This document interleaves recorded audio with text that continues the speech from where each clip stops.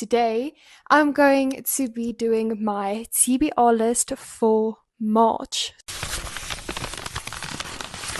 I used a lot of different prompts, so it was like the author's name needs to start with a specific letter, or the book cover needs to be a specific color, or a book that is really out of my comfort zone. So I'm very excited because there's like just such a variety of things I can actually choose from. So if you don't know who Wild Blue Press is, Wild Blue Press is a true crime thriller genre focused publishers. They also have books in romance and sci-fi and fantasy and all of that, but true crime and thriller is really their thing. I'm going to purchase the ebooks on my tablet while I'm doing this video. I'm just adding them to my cart because all of their books are available on Amazon, which is amazing. Okay, so I'm gonna give it a good shake. Let's see. A book published in March. Let's go look at the Crack City Strangler. This was on a True Crime Talk episode. The Crack City Strangler is one of True Crime Talk's episodes. The Crack City Strangler, 13 victims, 2 survivors. The chilling case that shook Detroit to its core. The true story of serial killer Benjamin Atkins. Yes, it's just about the homicides of serial killer Benjamin Atkins. Offers a chilling, in-depth account of the horrifying crimes committed by one of America's most notorious serial killers. The description also says that it goes into killer's psychology and that Bates, the author, B.R. Bates, invites readers to understand how a troubled life could give rise to such monstrous behavior. So this actually looks very good. I'm going to add this to my TBR. I'm going to choose around 4 prompts for the month, so it's around a book a week. So yeah, we're on our way to book number 2. Let's see. Okay, kind of popped open when I touched it, so I was like, okay.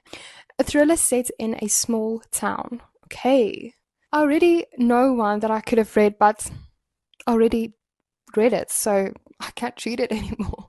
The Hunter series mostly is based in small towns, and it was amazing. I also did like a deep dive into the description there if you want to know more, but yes, it was really good. I actually know of one, but I can't remember the name, so I'm going to try. Here it is. It's like one of the first ones that popped up. It's Hidden Demons, Evil Visits a Small New England Town by Marguerite B. Metzger. Wow, it's a really good book.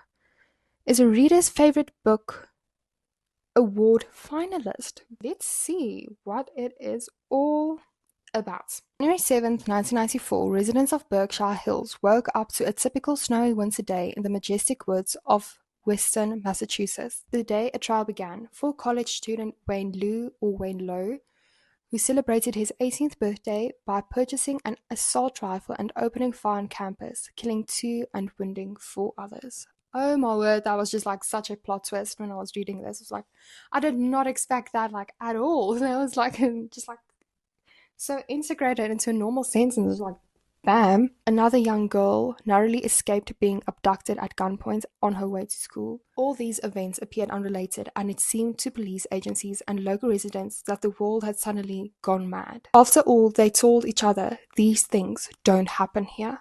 It was the bravery of a father and a daughter and the remarkable work of law enforcement officers that returned the table. This sounds so good. This is going on my TBR. Now we're going to book 3. Let's see. A book you don't know much about. Okay, for this one, I can't Google anything. So for this one, I'm just going to scroll through their website just to see if there's a book that I don't really know much about. Okay, I've never seen this one before, actually. It was quicker than I thought. Escape from Mariupol.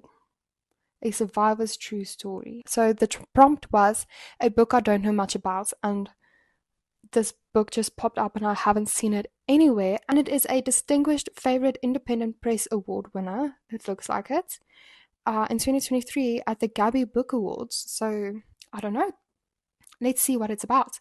In early 2022, life in Port City in Mariupol, Ukraine was safe and predictable for Adoriana Marek. The 31-year-old tattoo artist loved walking her dog by the seaside and meeting friends at cafes and public gardens.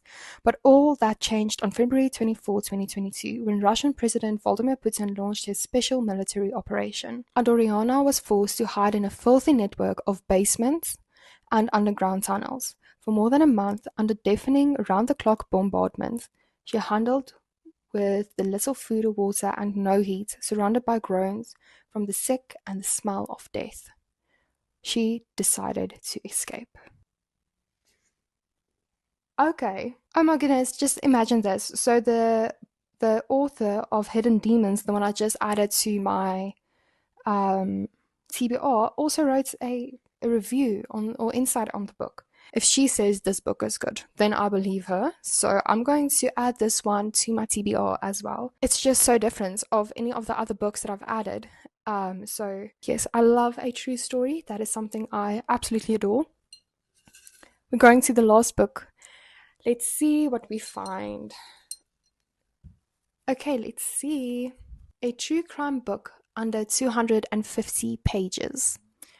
Okay, how am I going to possibly figure this out? Okay, let's see. I believe they may be easier to find than I think. Okay, The Bone Thief I have read before. The Bone Thief is all about a serial killer with a penchant for his victims' bones terrorizes New York City. Lieutenant John W. Driscoll, a man on verge of madness, must lead a team to catch this cunning predator and soon discover that the worst is yet to come. It was a really good book. It was really intense. If you like books that keep you on the edge of your seat, I recommend this one. Bone Thief by Thomas O'Callaghan. Really, really well written. Really intriguing, and it just captivates you completely. Let's go see. They say the Boogeyman book, or the Boogeyman, has 248 pages. So it's just under the prompt amount. Boogeyman by Steve Jackson. New York Times bestselling author Steve Jackson, okay, haunts bookshelves with a new Wild Blue Presses true crime original. Available now. Okay, this already tells you. Well, I was scared to read it. Okay, let's see what it's about. He was every parent's worst nightmare. The boogeyman they warned their children about, disguised as a friendly stranger, the fiend who lurked in the shadows outside of bedroom windows waiting for his chance to strike. Then a team of tenacious Texas lawmen set out to bring the monster to justice and make sure he never harmed another child. It's about a Texas detective, Gary Sweet, walks into the Garland Police Department's murder closet. In 1996, he had no idea he was taking the first step in an 8-year journey to solve 3 children abduction murders from mid-1980s. He found himself pulled into the search for a boogeyman who struck in broad daylight and then disappeared.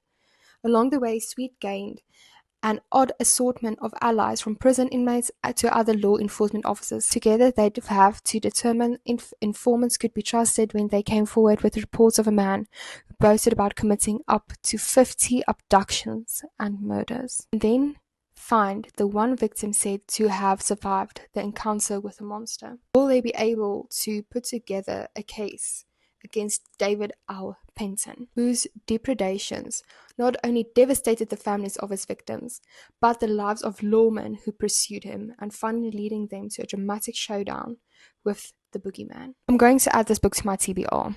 It looks like a really well-written book, and the author is amazing, and it has amazing reviews of such a broad variety of places and people. Ron Franchel, best-selling author of The Darkest Nights, gave an amazing review. Psychology Today gave an amazing review. The book was featured in WFAA TV in Dallas, also in USA Today and News9.com, Oklahoma.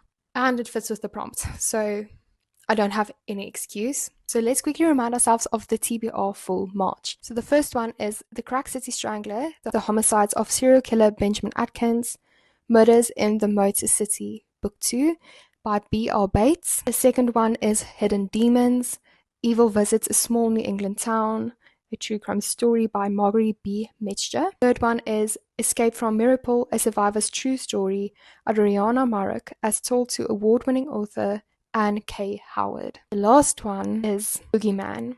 He was every parent's nightmare by Steve Jackson, a New York Times best-selling author. Does this TBR just not scream amazing? I just don't have words to describe this TBR, but I think it's going to be so good. In the months to come, I will be doing a more of a deep dive into these books as I finish reading them, so that you know what you can expect when you read them. Of course, I can't promise to do it with all of them, but I'll try my best. But yes, that is it. I have my TBR for March. So with that said, I'll see you in 2 weeks' time and then I'll tell you all about it.